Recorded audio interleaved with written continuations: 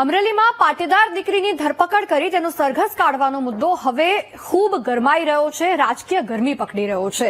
આ મુદ્દે પહેલા કોંગ્રેસ નેતાએ અધિકારીઓના પટ્ટા ઉતારવાની વાત કરી અને પછી ભાજપના એક નેતાએ। ત્યારે કેમ પાટીદાર દીકરીનો મુદ્દો વધુ ગરમી પકડતો જઈ રહ્યો છે, આવો જાણીએ।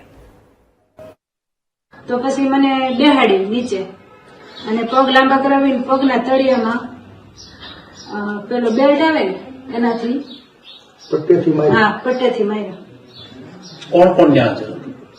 ત્યાં બે લેડીઝ હતી, એક પરમાર કરીને છે, પીએસ છે કે પીઆઈ છે મને ખ્યાલ નથી। પછી એક સાયબરના મેઇન સર છે એમ પરમાર એ હતા, એક બીજા રાઇટર છે એલસીબી ના એ હતા, અને એક સાયબરના સર જોડે એક રાઇટર હતા। એટલે આ જયારે માર્યું ત્યારે બીજો ત્રાહિત વ્યક્તિ કોઈને હાજર હતું? અન્ય વ્યક્તિઓ કોઈ? ના, બીજું કોઈ નહોતું। ઈ આ જે એમ પરમાર સર છે ને એના કહેવાથી જ મને માર્યું। અને લેડીઝ પોલીસ અમારી લેડીઝ પોલીસ હતી। આ દીકરી ગુનેગાર છે કે નહીં તે તો કોર્ટ નક્કી કરશે, પરંતુ દીકરીનું સરઘસ કાઢી જાહેરમાં અપમાનિત કરવી, તેને પોલીસ સ્ટેશનમાં માર મારવો અને ધમકાવવી, તેની કદાચ કાયદામાં જોગવાઈ નથી। આ મુદ્દો હાલ એટલો ગરમાઈ ચૂક્યો છે કે કોંગ્રેસ નેતા અને અમરેલીના પૂર્વ ધારાસભ્ય પરેશ ધાનાણી મેદાનમાં આવ્યા છે। નેતાજી મોડે મોડે જાગ્યા તો ખરા, પરંતુ સાથે સાથે તેમણે પાયલને માર મારવા વાળા પોલીસ કર્મીઓને સસ્પેન્ડ કરવાની માંગ કરી છે। સવારે 10 વાગ્યા સુધીમાં મને વિશ્વાસ છે કે ચપટી વગાડે પંખી ઉડે છે, એક સૂત્રી શાસન કેન્દ્ર બિંદુ એવા કૌશિકભાઈ પાપનું પશ્ચાતાપ કરવા માટે એની ચપટી વગાડે, એની આંગળીએ નાચી અને કાયદાનો ભંગ કરનારા, દીકરીને આબરૂ લેનારા, એને પટ્ટા મારનારા જે કોઈ જવાબદાર પોલીસ અધિકારીઓ છે ને ડિસમિસ કરાવશે। પરેશ ધાનાણીએ અહીં દીકરી પાયલનું સરઘસ કાઢનારા પોલીસ કર્મીઓને સસ્પેન્ડ કરવાની જ માંગ નથી કરી, પરંતુ સાથે સાથે અમરેલીના ધારાસભ્ય કૌશિક વેકરિયાને જાહેર મંચ પર સામસામે ચર્ચાનો પડકાર પણ ફેંક્યો છે। તમને સત્તાનો અહંકાર હોય અને સત્તાના અહંકારથી કોઈ નિર્દોષ દીકરીને, કુંવારી કન્યાને બિનઅધિકૃત રીતે જેલમાં ધકેલશો, પગે પટ્ટા મારાવશો, એના જાહેરમાં વરઘોડા કાઢશો, તો ભાઈ આ સમાજે સફેદ કપડા પહેરતા શીખવાડ્યા છે। બહુ ફાકો હોય ને તો આવી જાવ રાજકમલ ચોકમાં, તમારે જે રીતે લડાઈ લડવી હોય એ રીતે લડાઈ લડવા અમે તૈયાર છીએ। જો કે આ મુદ્દો હવે સમાજની દીકરીના સ્વાભિમાનનો મુદ્દો બની ગયો છે, ત્યારે ભાજપના નેતા અને પૂર્વ સાંસદ નારણ કાછડિયા પણ મેદાનમાં આવ્યા છે અને ધાનાણીના સૂરમાં સૂર પુરાવતા જોવા મળ્યા। આજે મારી ઓફિસની અંદર પણ મારો પીએસ અત્યારે મારી સાથે 15 વર્ષથી કામ કરે છે। એમને કોઈ પણ લેટર હું આપું, એમને ટાઈપ કરવાનો હોય, એમને એમ કહું કે આ ઓફિસમાં પહોંચાડવું, ત્યાં પહોંચાડે, એ એની જવાબદારીમાં આવે છે। આ દીકરીએ આટલું જ કર્યું છે, બાકી જે કંઈ હોય તે એમાં મારે પડવું નથી।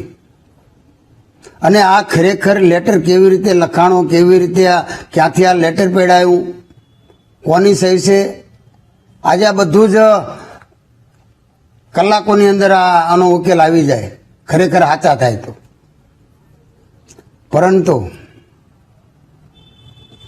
જે પોલીસે કૃત્ય કર્યું છે ને એની તપાસ થવી જોઈએ।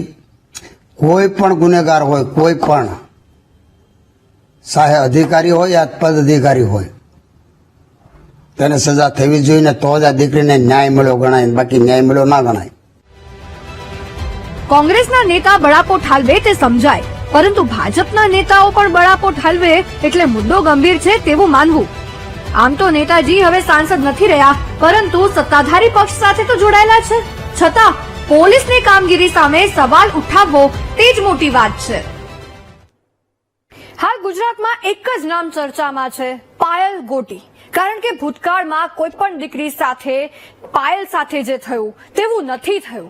પરેશ ધાનાણીએ તો એસપી ઓફિસ બહાર ધરણાની ચીમકી પણ ઉચ્ચારી છે। નારણ કાછડિયાએ પણ યોગ્ય તપાસની માંગ કરી છે। તેઓ તો ભાજપના નેતા છે ને, છતાં બીજી તરફ પોલીસ દ્વારા પણ તપાસ માટે એસઆઈટીની રચના કરવામાં આવી છે. જો કે અહીં આ મુદ્દાને એટલો કેમ ચગાવવામાં આવી રહ્યો છે તે સ્પષ્ટ નથી થઈ રહ્યું. બીજી તરફ પોલીસ રાજકીય ઈશારા પર કામ કરતી હોવાના પણ ક્યાંક આક્ષેપ છે. જોવું રહેશે કે પાટીદાર દીકરીને રાજકીય રોટલા શેકનારા કાયદાની આટી ઘૂંટીમાં ક્યાં સુધી પરેશાન કરવામાં આવે છે. પરંતુ ફરી આપણે પાછા આવીએ એસઆઈટીની વાત પર.